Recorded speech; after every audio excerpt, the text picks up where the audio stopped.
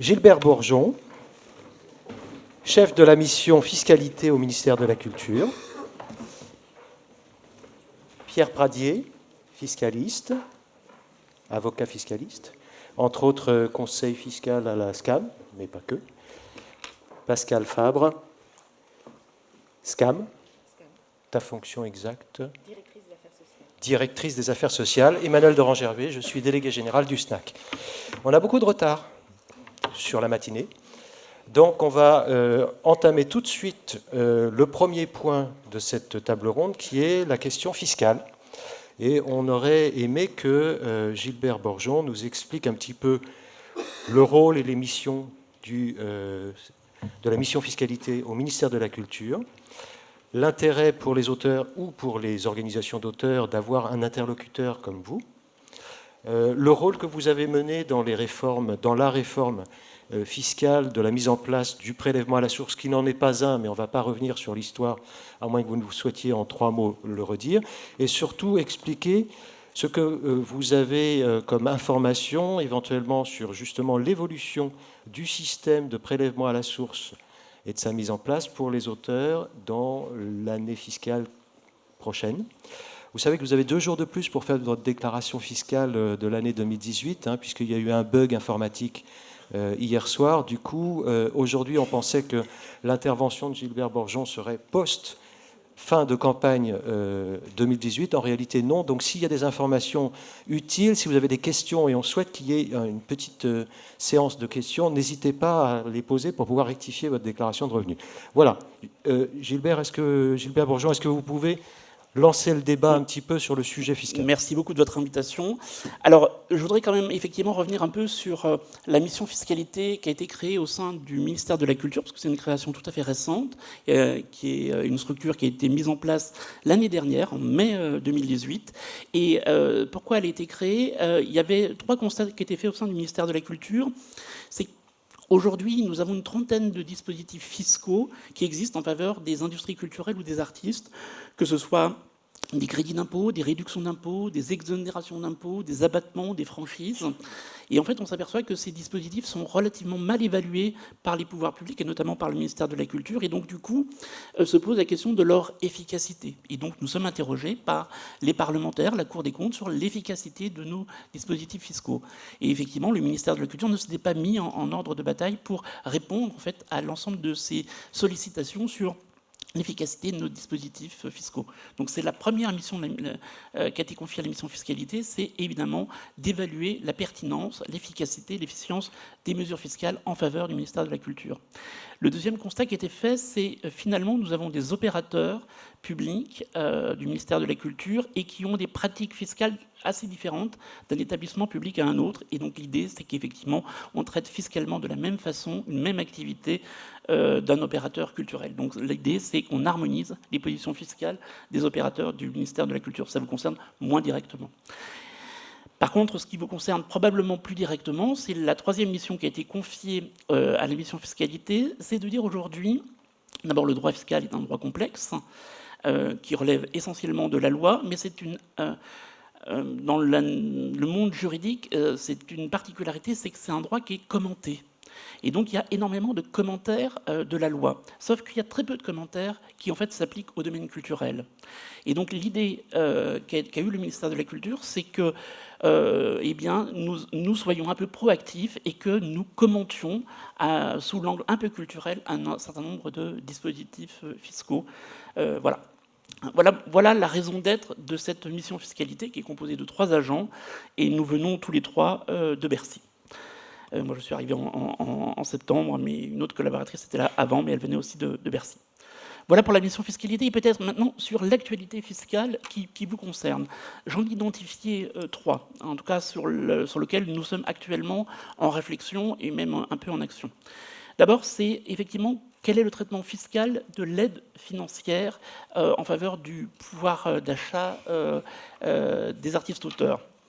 Et effectivement, se pose la question du traitement fiscal de cette aide financière qui a été effectivement instaurée en 2018 et qui a été prolongée en 2019 et en 2020 sous une autre forme. Donc là, effectivement, se pose vraiment la question de... D'abord, c'est très clairement un revenu. Et donc, qui rentrent dans le champ des revenus imposables. Alors pour 2018, j'allais dire que lorsqu'on est en traitement et salaire, c'est assez simple. Il bénéficie du crédit d'impôt modernisation du recouvrement. Donc sur l'aide financière apportée en 2018 lorsqu'on est en traitement et salaire, on ne paiera pas d'impôt dessus puisqu'il bénéficie du crédit d'impôt de modernisation du recouvrement. Par contre, lorsqu'on est en BNC, évidemment, il vient augmenter le BNC. En 2019, évidemment, nous n'avons plus le crédit d'impôt modernisation du recouvrement, donc l'aide financière qui sera versée aux artistes-auteurs en 2019 rentrera dans le revenu imposable et donc sera à ce titre taxée. Alors évidemment, c'est un peu contradictoire entre l'État qui, d'un côté, donne une aide financière et puis de l'autre, l'assujettit soit à la CSG-CRDS pour le traitement social, soit l'assujettit à un impôt sur le revenu. Et donc, effectivement, le cabinet du ministre de la Culture nous a demandé d'essayer, dans nos négociations actuelles sur le projet de loi de finances pour 2020, de porter une mesure de défiscalisation de cette aide financière. Voilà, ça c'est la position du ministère de la Culture, demandée par le cabinet. Nous l'avons expertisée, nous l'avons portée. Maintenant, est-ce que dans les négociations interministérielles, nous irons jusqu'au bout ? À voir dans les mois qui viennent, notamment au regard, évidemment, de la baisse de l'impôt sur le revenu qui est par ailleurs portée par Bercy. Mais voilà notre action sur un des points d'actualité. Deuxième point d'actualité, c'est évidemment la mise en place du prélèvement à la source. Vous avez été très inquiet sur les modalités, évidemment, de mise en œuvre du prélèvement à la source avec la gestion de ce qu'on appelle les acomptes contemporains, qu'ils soient mensuels ou trimestriels. Et évidemment, un certain nombre, nous avons écouté ce qui nous est remonté, et quelques souplesses ont été mises en place par l'administration fiscale. Et ça, je serais très demandeur, finalement, d'avoir en fait vos réactions sur finalement, est-ce que vous êtes emparé du dispositif de modulation des acomptes ? Est-ce que vous rencontrez des difficultés pour qu'on puisse nous voir comment on peut ensuite éventuellement encore aller plus loin ?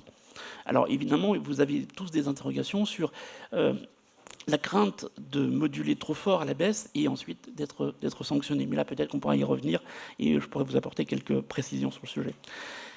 On a l'impression que le prélèvement à la source est derrière nous. En réalité, pour vous, pas encore, notamment pour ceux qui sont au BNC, puisque effectivement, vous bénéficiez d'un crédit d'impôt de modernisation du recouvrement en 2018, mais vous en bénéficierez aussi en 2019, par comparaison des BNC 2018-2019. Donc, voilà, je ne veux pas être trop technique, mais pour vous, le prélèvement à la source, il n'est pas complètement fini, il se terminera vraiment à partir de la déclaration de 2020.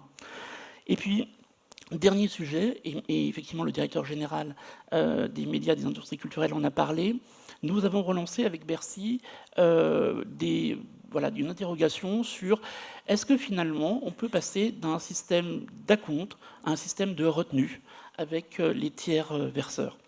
Et Bercy est tout à fait favorable, que ce soit la Direction générale des finances publiques ou la Direction de la législation fiscale, à réouvrir le sujet.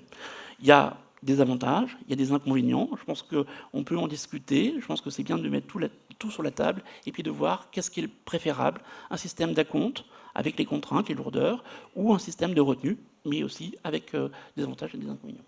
Voilà ce que je voulais dire sur à la fois la mission fiscalité et son actualité à votre égard. Je vous remercie. Je vais donner la parole maintenant à Pierre Pradier, qui a vu l'envers du décor avec l'accompagnement des auteurs, notamment de la SCAM, dans leur déclaration fiscale cette année. Comment ont vécu les auteurs, en fait, comment ont-ils vécu cette mise en place du prélèvement à la source ? D'abord, est-ce qu'ils l'ont compris ? Est-ce qu'ils ont compris que ça changeait vraiment pour eux ? Cette histoire on a beaucoup parlé de contemporanéité de l'impôt, est-ce qu'elle est réelle pour les auteurs ? Et voilà, quelles difficultés ont-ils rencontrées selon vous cette année ? Merci Pascal, merci au CPE d'inviter un représentant de la profession du droit fiscal en particulier. Je dois dire que nous avons un rôle de médiateur vis-à-vis des auteurs pour expliquer comment fonctionne le droit fiscal, mais également un rôle de médiateur vis-à-vis des pouvoirs publics. Et je veux dire, j'ai exercé ce rôle de médiateur dans les deux sens, à la fois en dialoguant avec les représentants des administrations aux côtés des OGC et plus particulièrement de la SCAM vis-à-vis des pouvoirs publics, et puis en recevant et en organisant des colloques à destination des auteurs. Alors, comment ont vécu la quelques centaines d'auteurs que j'ai pu recevoir ces 2 derniers mois? Je dirais qu'on tombe toujours sur les mêmes questions.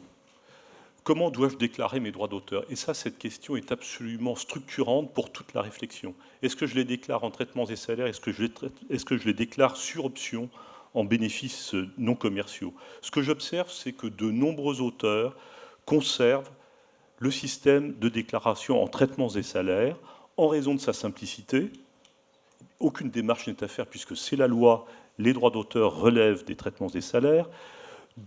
Aussi la possibilité d'exposer des frais professionnels, de pouvoir déduire les cotisations de retraite jusqu'à présent versées à l'AGSA, mais également à l'IRSEC, qui est souvent méconnu, et puis également de la possibilité d'être imposé sur un revenu moyen.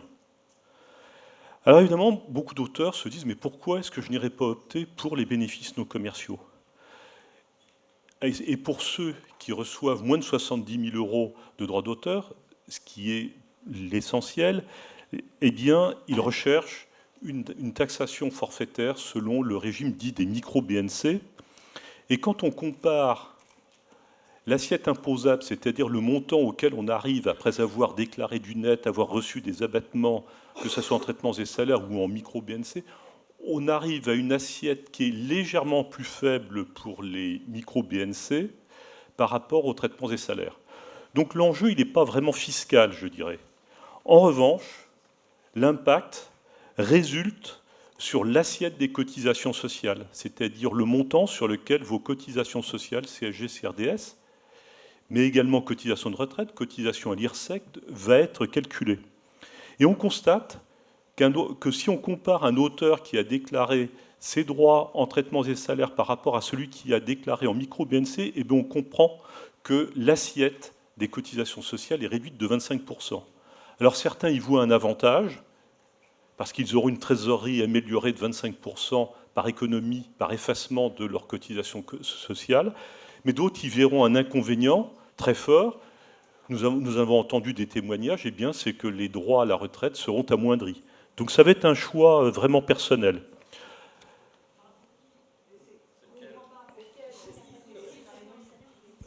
Alors les cotisations sociales sont réduites de 25% pour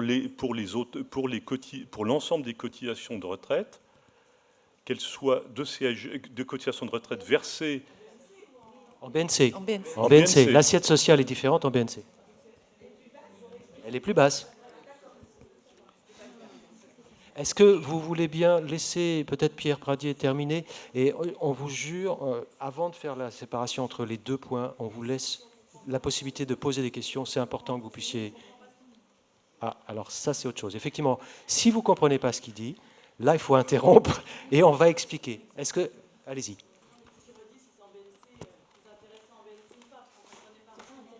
Alors... Non, c'est juste qu'ils puissent dire si c'est en BNC que c'est plus intéressant pas pour ce que vous disiez, parce qu'on ne comprenait pas en fait. Alors c'est en BNC. En BNC, lorsqu'un auteur déclare ses droits en micro-BNC, il déclare un revenu brut, n'est-ce pas? Donc les cotisations sociales ne sont pas déduites. Sur ce revenu brut est déduit un abattement forfaitaire de 34%. Et ensuite, pour l'assiette des cotisations sociales, ce net fiscal est majoré de 15%. Mais si on compare ce qui se passe en traitements et salaires et ce qui se passe ainsi en BNC, on aboutit mécaniquement, arithmétiquement, à une diminution de l'assiette des cotisations de 25% lorsque l'auteur déclare en micro-BNC. Mais le corollaire, c'est que l'assiette des cotisations de retraite sera réduite d'autant. Donc c'est un choix personnel. C'est un avantage fiscal, mais d'un point de vue social, on cotise moins à la retraite, en fait. Alors quelques mots sur le prélèvement à la source. Les auteurs, évidemment, acquittent les acomptes, et de la même façon, globalement, qu'ils déclarent en traitements et salaires ou en bénéfices non commerciaux, Eh bien, j'ai beaucoup de questions, évidemment, sur la difficulté d'avoir à moduler. On en est tous conscients, et c'est quelque chose qui mériterait d'être corrigé.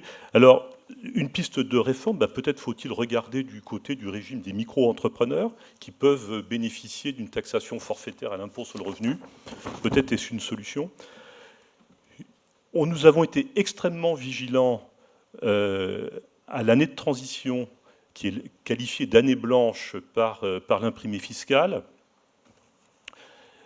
car, bien évidemment, les auteurs ont découvert que sur leurs revenus non exceptionnels de 2018, ils n'acquitteront pas d'impôt sur le revenu. Alors, ce qu'il faut bien voir, c'est que l'administration pourra contrôler leur position fiscale pendant un délai de 4 ans. Alors, là aussi, on retrouve cette dichotomie entre les traitements et salaires et les bénéfices non commerciaux.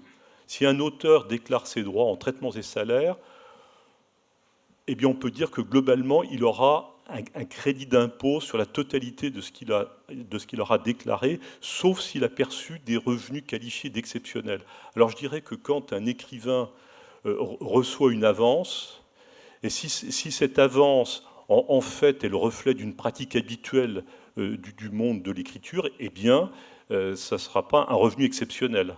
En revanche, chez un auteur ou une autrice qui a été oublié pendant plusieurs années reçoit des droits d'auteur sous la forme d'un rattrapage, alors là, on sera en présence, malheureusement, d'un revenu exceptionnel qu'il faudrait isoler sur une ligne spécifique. Mais on va dire que, globalement, j'ai eu assez peu de questions sur ce sujet-là. En revanche, en bénéfices non commerciaux, les choses sont beaucoup plus compliquées, puisque l'administration va comparer le revenu de l'année 2018, le revenu net fiscal 2018, avec les revenus des 3 précédentes années, avec le meilleur revenu des 3 précédentes années pour accorder le crédit d'impôt, soit sur 2018 s'il est inférieur au meilleur revenu des 3 précédentes années, soit alors, si c'est l'inverse, malheureusement, le crédit d'impôt sera accordé uniquement sur la meilleure année des 3 précédentes années, avec, comme l'expliquait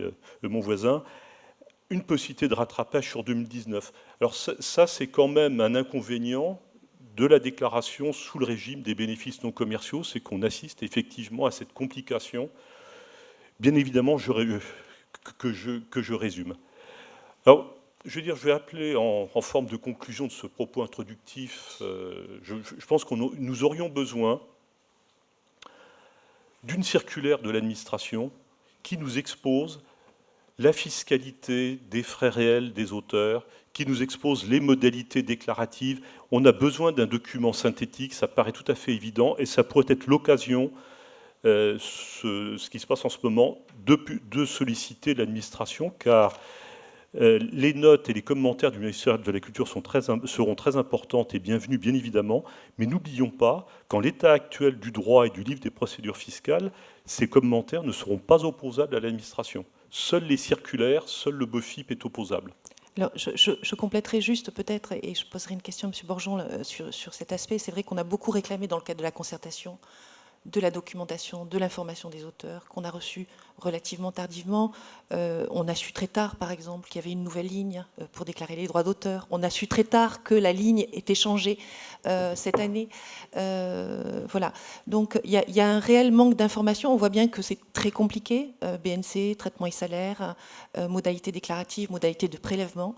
Les auteurs ne sont pas censés, effectivement, avoir fait des études fiscales pour comprendre comment ils doivent déclarer leurs revenus et les régler.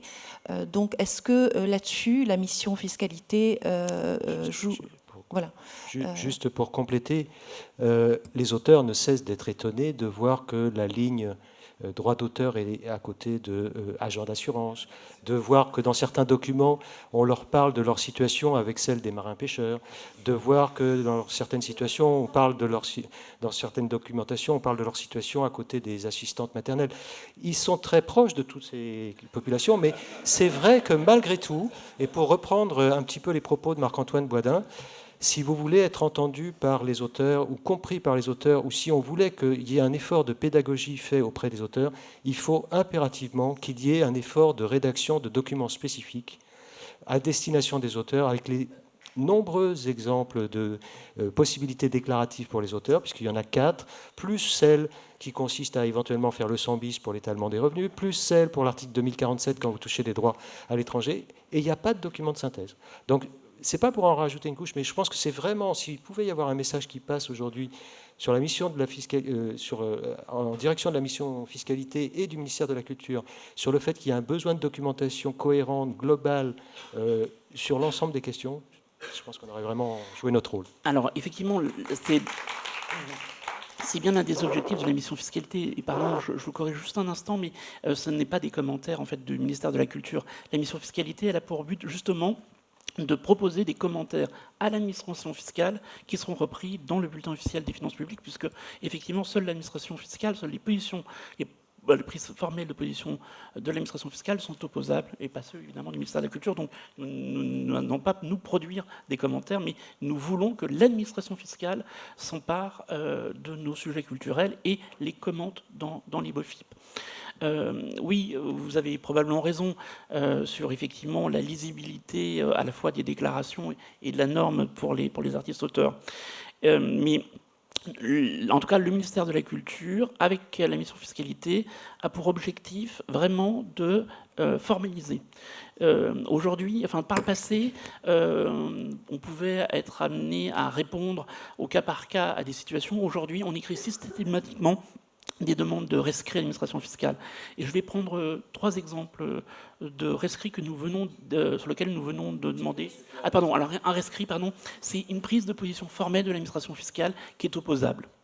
Hein, et donc effectivement, ça peut être un rescrit général qui s'applique à l'ensemble des situations, enfin l'ensemble des personnes qui sont dans la même situation. Et donc effectivement, le ministère de la Culture interroge l'administration fiscale en disant « nous avons un doute sur ce point, et donc nous vous demandons de prendre position formellement, et donc ensuite, vous pouvez vous emparer de cette prise de position et l'opposer à l'administration fiscale. » Un exemple, c'est typiquement l'aide financière. Nous nous sommes posé la question, est-ce que l'aide financière qui a été accordée en 2018 était un revenu exceptionnel ? Et donc, notre analyse, c'était que non, ce n'est pas une aide exceptionnelle, puisque ce n'est pas un revenu exceptionnel, puisqu'un revenu exceptionnel, normalement, il ne se produit qu'une seule fois. Là, l'aide financière, elle a bien vocation à être versée en 2018 et en 2019. Donc, c'est bien quelque chose de courant. Et donc, l'administration fiscale nous a suivis dans notre interprétation et effectivement a dit que l'aide exceptionnelle, enfin l'aide financière, n'était pas un revenu exceptionnel. Par contre, nous avons 2 interrogations sur le crédit d'impôt modernisation du recouvrement pour les BNC en 2018. C'est justement ce que vous disiez, monsieur. Est-ce que les revenus perçus en 2018, lorsqu'on est en BNC, provenant de droits d'auteur d'années précédentes, est-ce que ces droits sont des revenus exceptionnels ou pas? Et nous avons un doute sur le fait que ce sont des revenus exceptionnels. Voilà, donc nous avons posé la question à l'administration fiscale sur ce point-là, et nous espérons qu'elle nous réponde dans les jours qui viennent, puisque effectivement, dans ces cas-là, on pourra amener à communiquer et on pourra faire des déclarations rectificatives, puisque effectivement, vous savez que le délai effectivement de prescription est étendu d'1 an, et on pourra rectifier pendant 4 ans nos déclarations 2018. Je vous remercie. Je vous propose de vous laisser la parole parce que vous avez certainement des questions. Il y a des termes que vous n'avez certainement pas compris. Voilà, on a 5 minutes, donc on va prendre peut-être 3 questions de façon à pouvoir y répondre. Est-ce que quelqu'un veut poser une question sur l'aspect fiscal, prélèvement à la source? Alors, crédit d'impôt de modernisation sociale. Alors, ça s'appelle un crédit d'impôt modernisation du recouvrement, c'est ce qu'on appelle l'année blanche. C'est-à-dire que normalement, en fait, l'administration fiscale n'aime pas le mot année blanche. En réalité, vous avez bien fait une déclaration, on a bien calculé ce que vous deviez payer en impôt, et en fait, on vous l'annulez par un crédit d'impôt. Un crédit d'impôt, c'est qu'on vous le restitue. Voilà, donc ce n'est pas une année blanche.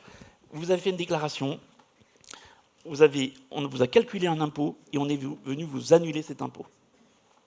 C'est ça le crédit d'impôt modernisation du recouvrement. Notez qu'on me prélève quand même. Alors, on vous prélève, non pas sur vos revenus 2018, oui, mais sur la contemporanéité de vos revenus 2019. C'est simplement l'année 2018 sur laquelle on vous a calculé un impôt et on est venu vous l'annuler par un crédit d'impôt. Juste une petite question pour faire plaisir. Un éditeur ne paie pas ses droits. on prend un avocat, on le menace de... Vous m'entendez? Ça n'existe pas. Alors, imaginons, un éditeur prend un avocat, menace de procès, etc. Et on signe, comme d'habitude, parce qu'ils ne veulent pas que ça se sache, un protocole d'accord.